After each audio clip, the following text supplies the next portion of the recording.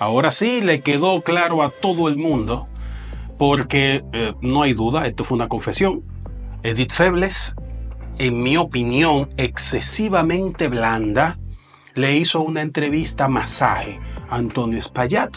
Pero, como dice el refrán, donde Dios no puso, no puede haber. Así que él termina confesando ser el responsable de lo que ocurrió. Pero vamos a revisar todo esto con calma, porque si esto hubiese sido su declaración en la corte, se quedaba preso. No se vayan, que lo vamos a ver inmediatamente.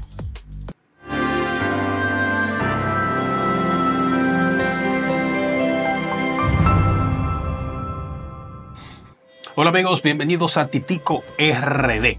Quiero mencionarles que pueden ir comentando mientras hacemos el análisis de la información. Yo les presento mis puntos y mi análisis y ustedes pueden ir dejando su comentario con su propio análisis o la opinión sobre lo que les estoy diciendo, así que no se pongan tímidos. Bien, evidentemente lo que ha ocurrido es algo terrible que nadie quería que sucediera. Antonio Espaillat, ni él ni nadie de su familia quería que algo como eso pasara, pero pasó. Ahora, luego de que se ha terminado toda la labor de rescate y todo lo demás, lo importante ahora es establecer responsabilidades y el señor Antonio Espaillat parece no tener el deseo de asumirlas. Sin embargo, en su intento de defenderse frente a la entrevistadora Edith Febles, que le faltaron un montón de preguntas por hacer, él, digamos que mete la pata y termina reconociendo su negligencia. Entonces vamos a ver este pequeñito fragmento de esta palabra que dijo Antonio Espaillat y entonces vamos a analizarla. En el momento en que esto ocurrió, yo recibí una llamada de mi hermana a las 10:30 de la noche, hora Vegas, que era la 1:30 de aquí, y me llamó debajo de los escombros y me dijo: Antonio, ha pasado algo increíble, escuchamos una explosión y todo el techo se ha desplomado y estamos todos debajo aquí de escombros. Si hubiera sido algo que se pudiera evitar, usted puede estar segura de que yo lo hubiera tratado de evitar. Yo no hubiera permitido, jamás. Pero no hubo nada, o sea, no hubo ningún aviso, nada. Nosotros teníamos el techo en plafón de yeso y siempre se nos caían los plafones de yeso. ¿Y por qué se caía el plafón? Diferentes razones. Una de las más normales era el tema de agua. Filtración de agua. No solo filtración, mayormente agua de los aires. Siempre estábamos comprando, siempre comprábamos plafones, siempre. De la actividad cambiaron plafones. Siempre, en cuanto a filtraciones, nosotros siempre teníamos el techo impermeabilizado. Entonces entendíamos siempre que era un tema de aire. La gente El plafón tuvo una escalera y lo pone y lo cambia. Eso no lleva, son plafones como si fueran de oficina. Para eso no se contrata una gente para cambiar un plafón. Lo hacía cualquier empleado. Una escalera y cambiaba un plafón. ¿Tuvo alguna duda? Nunca vi un mensaje. Pero ya usted dice que los plafones siempre tuvieron. Siempre, 30 años están ahí. Para mí es muy difícil. Yo mismo no podía ver el techo. Lo que veíamos siempre eran los plafones. ¿Nadie nunca examinó el techo? No. ¿Nadie verificó si había un problema estructural o de filtración de agua? Nunca. Nunca. De filtración, siempre en el edificio hubo filtración, inclusive cuando lo compramos a finales de los años 80, tenía filtraciones el edificio. En la estructura no hubo ningún cambio. Lo único que hicimos fue que usted sabe que los cines de esa época eran cines grandes y era como teatro, que era como bajando. Entonces lo único que hicimos fue nivelar el piso. Yo soy gerente de la compañía del Jet Set. ¿Y quiénes forman la compañía? Mi madre y yo. Ah, ustedes dos. Nunca tuve la información de cantidad de peso. Nosotros contratábamos gentes expertas. ¿No sabe qué peso tenían las unidades que estaban? No, nunca, cuando uno compra un aire, pregunta cuánto pesa. no fue sometida nunca a un escrutinio de decir, digamos, en términos estructurales, un ingeniero, un arquitecto que verificase la estructura en sí misma? No. ¿Y por parte del Estado Dominicano, alguna vez hubo algún tipo de inspección? No. Bueno, pienso que si no la hubo es porque no había no había la costumbre de hacerlo con lo que siempre fueron temas de bomberos, temas de ayuntamiento, pero de que si basura, pero nunca nada temas estructurales ni de edificio. Hay varias cosas a tomar en cuenta. Primero, experto. ¿Qué título es ese del experto? Tú tienes a una persona que es experto. Bueno, hay dos tipos de aprendizaje, ¿verdad? Dos maneras de aprender. Uno es el aprendizaje vicario, que es cuando se aprende a través de alguien más, cuando se tiene un profesor, una institución académica, en tu casa, cuando te educaron. Bueno, todo eso es a través de alguien. La otra forma de aprender es con la pericia. Usted vive la experiencia y entonces aprende de ella.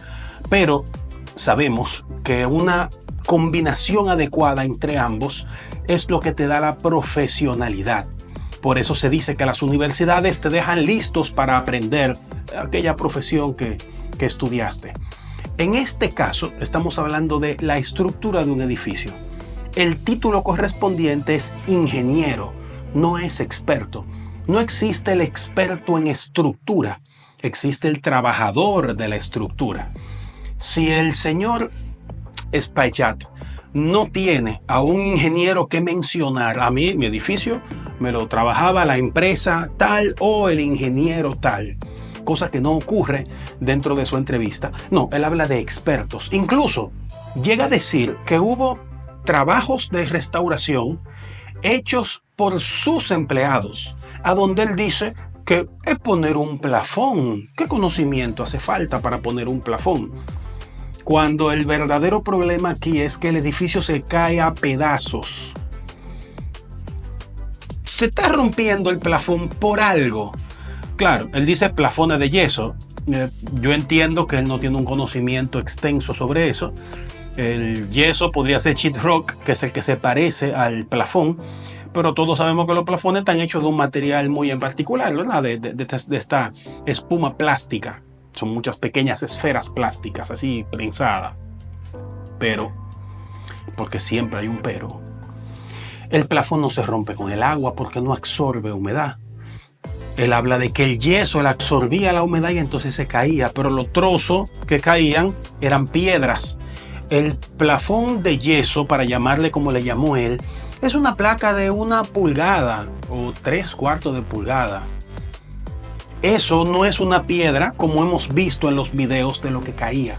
Es un pedazo de piedra del techo, el techo que se está desmoronando, atravesaba esa capa de cielo raso, que es el nombre correcto, no importa de qué esté hecho, atravesaba la capa del yeso. Imagínense, una piedra con suficiente fuerza y peso como para atravesar la capa de yeso, y entonces se precipitaba al suelo. El polvillo que caía, Ok, todo eso son indicios de que el edificio se cae a pedazos. Y él decidía enviar a un empleado, a un random, a cualquiera, al sereno. Él mandaba a cambiar los techos. Pongo una escalera y súbete ahí. Entonces, naturalmente, tiene la cosa que salir mal. Hay otro aspecto interesante de lo que tiene que ver con todo esto, que es el manejo de la teoría de la explosión. Él recibe una llamada, estando en Estados Unidos, de su hermana que está atrapada en los escombros, y ella le dice: ha pasado algo terrible. Ha pasado algo terrible. Se te cae el techo encima, tú estás atrapado en los escombros, llamas para pedir ayuda y comienzas con un ha pasado algo terrible. Visualicen la situación, ¿verdad? Estamos atrapados aquí abajo, no tenemos ni idea de qué es lo que está pasando. De repente todo se nos vino encima y no encontramos cómo salir. Logramos, ¿verdad?, haciendo un acto de contorsión, alcanzar el teléfono, hacemos una llamada y comenzamos la conversación con ha pasado algo terrible. Todos sabemos que un ser humano empezaría con un ayúdeme, mira, que esto se nos cayó encima, se derrumbó el edificio, o cualquier otra cosa similar.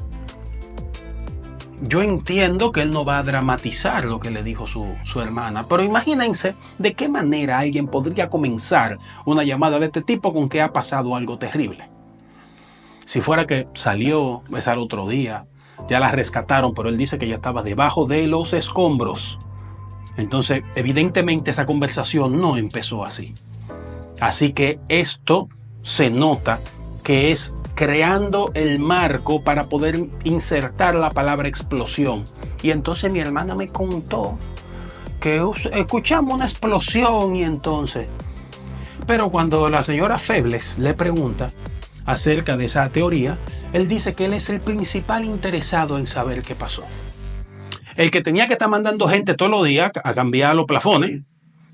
El que pagó para que pusieran lona para contener el agua. El que dice que desde el principio, hacía 30 años que tenían filtraciones. Que nadie nunca revisó, que él no mandó a nadie a revisar. Que no contrató a un ingeniero ni una empresa de ingenieros. Porque habla de expertos. Un albañil es un experto. Un maestro constructor es un experto. Ahora, ¿usted le dejaría el techo, un techo como ese, bajo la supervisión de un albañil o un maestro constructor? Un techo de hace 30 años, de una empresa como esa. Bueno, el asunto es que es una confesión franca de negligencia consciente. Él sabía que había un problema y además no lo estaba atendiendo. Viene entonces la pregunta necesaria. ¿Usted recibió una cotización? Hay un audio por ahí que habla de una cotización de 4 millones y su respuesta es: con 4 millones no se arreglaba ni una esquina del techo. En mi opinión, ese ha sido el mayor error que él cometió en su argumento, que se nota que estaba preparado. En una entrevista que además se ve que fue editada. ¿Qué sucede? Si 4 millones no alcanzaba ni para reparar una esquina del techo, surgen dos preguntas. Número uno, ¿qué tan deteriorado estaba el techo? Que 4 millones no alcanzaba ni para reparar una esquina. Y número dos, entonces usted sabía que requería daño, que requería reparación, que tenía un daño que iba a costar incluso más de 4 millones. Entonces no hay desconocimiento de la condición de deterioro de la estructura. Ya le habían dicho algún precio o le habían hecho una evaluación con un estimado estratosférico a donde a él 4 millones entiende, él que no es un ingeniero, entiende que no le alcanzaba ni para una esquina del techo. Entonces, ¿de cuánto era la reparación? ¿10 millones? ¿50 millones? ¿Cuál es el monto? Porque aquí la pregunta automática es esa. Entonces, ¿cuánto era? Dígame, ¿cuánto?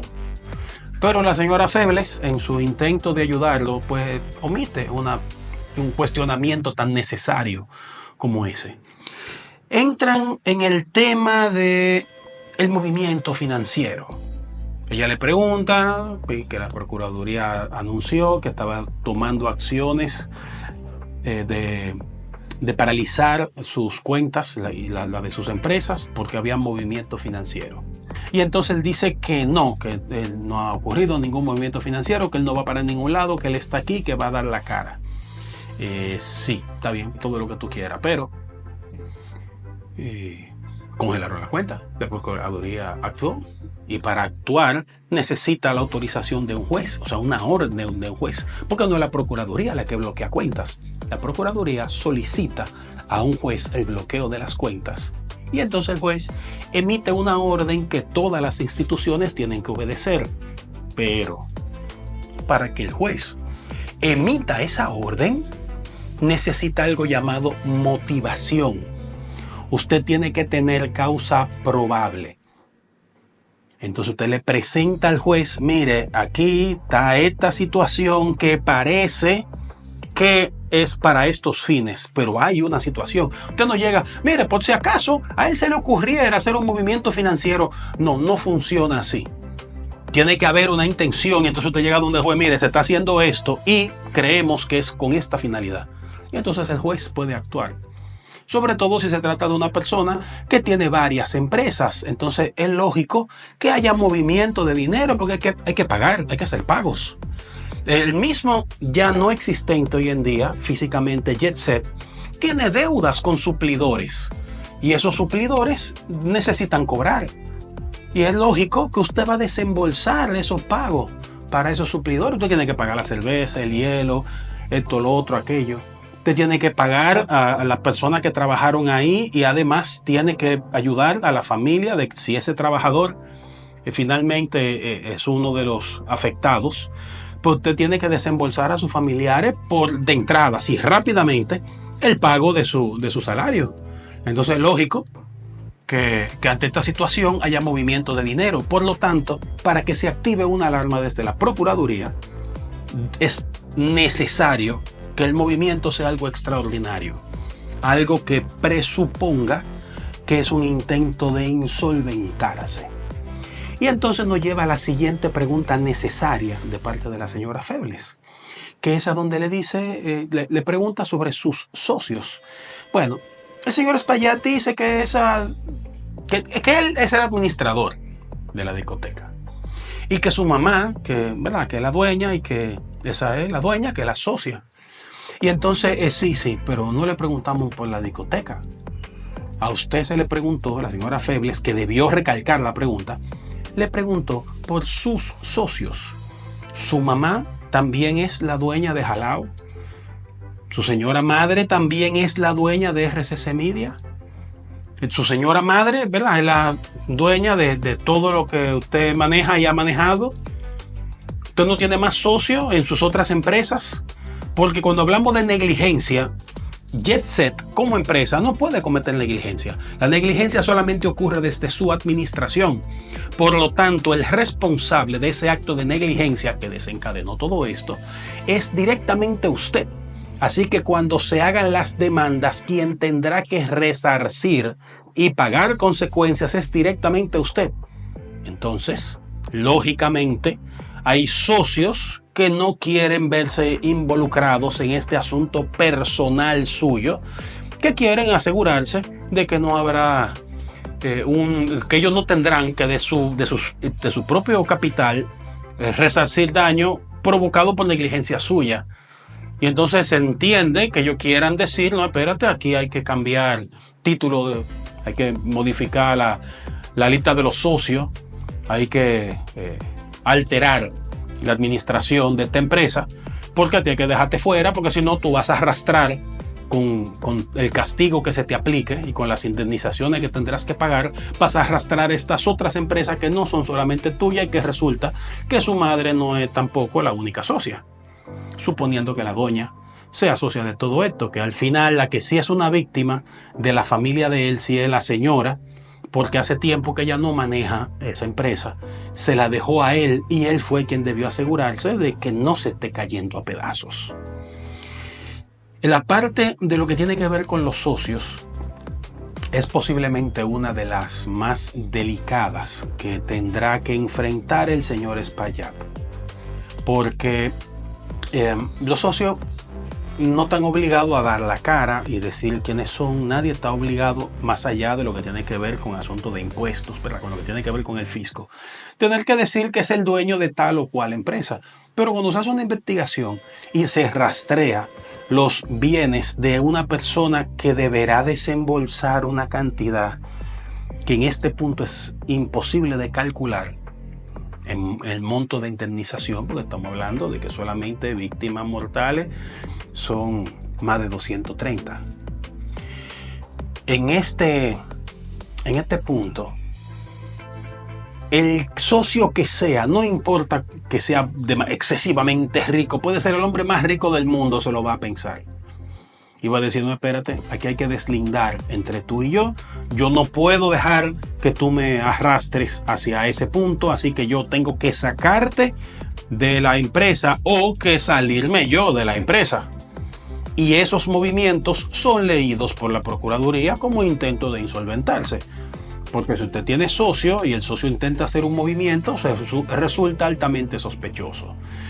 La Procuraduría tiene que investigar también, no solamente de datos que salgan de esta entrevista, sino de las declaraciones de los vecinos.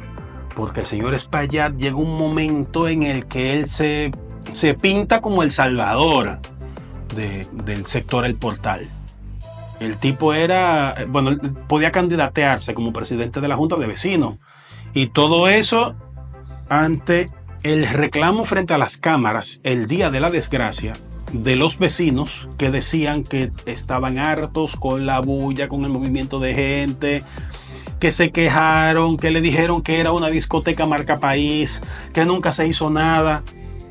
Todo esto contrasta por completo con las declaraciones del intento de beatificación por parte del vecindario hacia el señor Espaillat, quien dice que nunca asistió a ninguna de las reuniones porque nunca le dijeron que tenía que ir. Entonces, como que no concuerda este inmenso agradecimiento por parte de los vecinos con su completa ausencia de todo el proceso cuando los vecinos se quejaron y fueron a la fiscalía. Esto parece más, no es que yo crea que haya sido así, pero se parece más a cuando alguien desembolsa un dinerito a los encargados de un tema para que dejen esa vaina así. Hey, fulano, ¿quién es el presidente de la Junta de Vecinos esa? Mira, mándamele ese cheque a él y dile que se vaya para la mierda. Básicamente, eso es lo que parece. Yo no creo, bueno, no voy a decir que haya sido eso, pero así, muy aéreo es la impresión que me da. Así de repente, como que le cayó la boca a esos vecinos, pero resulta que El Portal tiene cientos de casas con cientos de familias y un solo presidente de la Junta de Vecinos. Un solo comité de unas pocas personas en la Junta de Vecinos. Y entonces, cuando te reparte el dinerito, hay 2 o 3 que se callan la boca y la cosa se queda así, pero el resto del vecindario sigue molestándole. Y cuando ocurre la tragedia, esos vecinos de ahí, de la zona, de ese pedacito, porque quienes fueron a hablar frente a la cámara, ven ahí mismo en la calle de atrás del Yeset. Ahí entre la Condado y la transversal primera. Ahí en ese pedacito. Entonces, esos son que no necesitan ser de la Junta de Vecinos, pero esos son los verdaderos afectados, que son los que tienen que estar oyendo la bulla, que son los que tienen el escándalo, la voceadera a las 4 de la mañana, cuando salen los músicos, cuando sale la gente muy contenta, los acelerones que se dan ahí con los carros deportivos, porque recuerden que es una discoteca de la élite económica de la sociedad dominicana. Así que los vehículos que están ahí, tú tienes 2 grandes grupos de vehículos: los de los señores respetuosos, vehículos majestuosos, muy, muy, muy caros, y los de los jóvenes loquillos, que tienen vehículos muy, muy, muy rápidos, además de caros, y que modifican ciertas partes del carro para ser aún más poderosos. Y la verdad es que a un Lamborghini, no importa el silenciador que usted le ponga, cuando de un acelerón va a ser un escándalo, porque es un motor demasiado grande, demasiado poderoso.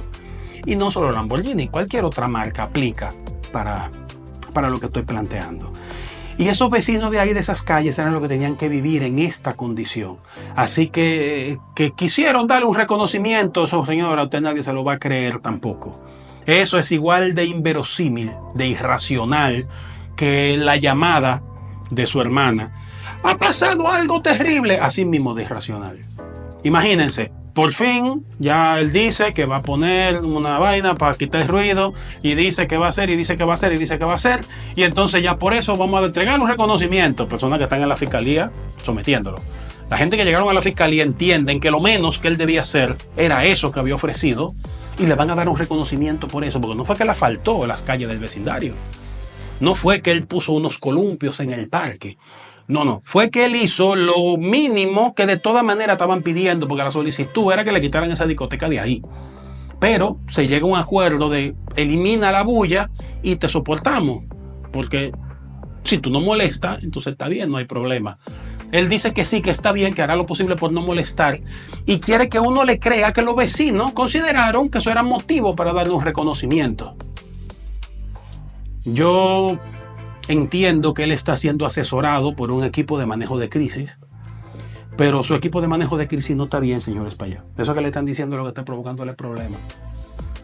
Y mire, le voy a hablar desde el entendido de que sincera y genuinamente usted no quería que esto pasara. Y que me imagino también que en este momento ha de estar profundamente arrepentido de no haber atendido ese techo. Más allá de por el costo humano que ha tenido el desplome, por el hecho indiscutible de que por lo menos a usted le dolía la discoteca que fundó su mamá y que le puso a usted en sus manos y que usted ha dejado que se le derrumbe. Hay varias formas de derrumbarse. Generalmente uno piensa, se fue a la quiebra. No. Esta es la peor forma de derrumbe. Fue la que le pasó a usted por su inacción. Ahora, yo sé que usted no quería. Y creo, estoy convencido, que usted está profundamente arrepentido.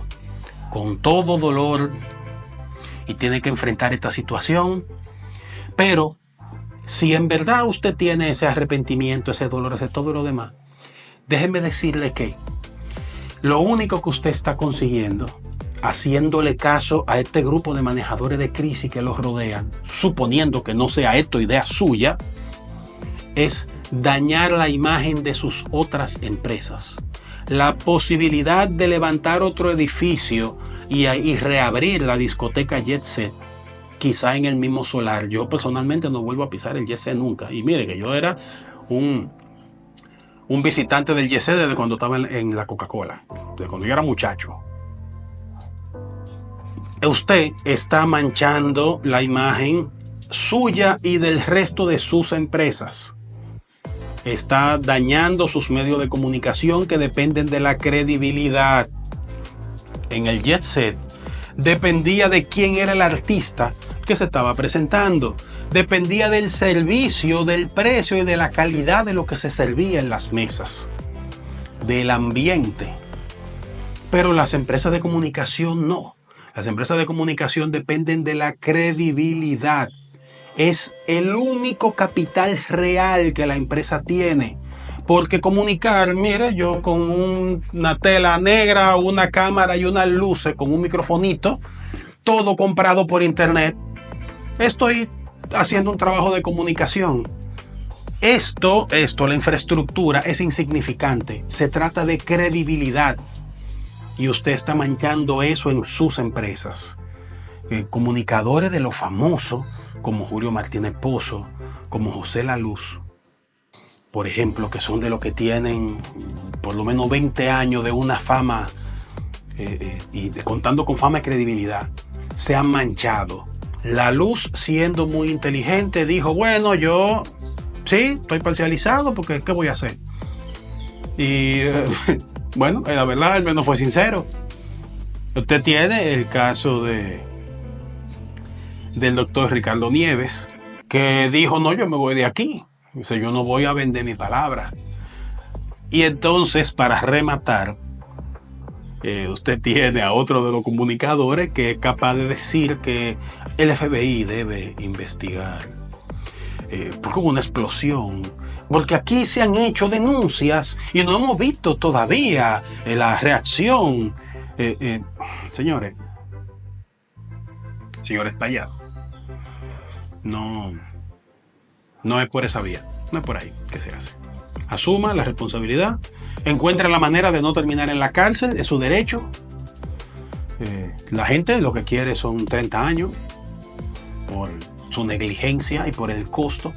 La ley, bueno, la ley dice lo que dice, el juez tiene que actuar en base a lo que diga la ley. Usted confronte esas acusaciones, defiéndase. Usted tiene el derecho de defenderse, tenga buenos abogados como de costumbre.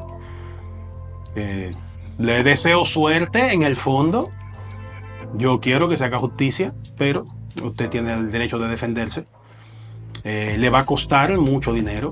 Usted se va a gastar un gran dineral. Muchos recursos se van a ir ahí. Y encima de eso hay que volver a levantar la empresa. Pero yo estoy seguro que aparecerá uno que otro inversionista que le diga, mira, coge ese dinerito y reabre. Pero esta vez revisa el techo. Bueno, vamos a ver en qué termina todo esto. Déjeme su comentario, qué usted opina acerca de todo esto. Ya que anda por ahí, suscríbase y active la campanita. Visite la tienda, tenemos 2 o 3 cosas muy chulas, muy bonitas, muy buen precio. Si este video le gustó, denle a me gusta. Y si no le gustó, vea ese otro video, que ese sí, seguro que este sí le gusta. Si este no, ese sí. Dele. Vamos.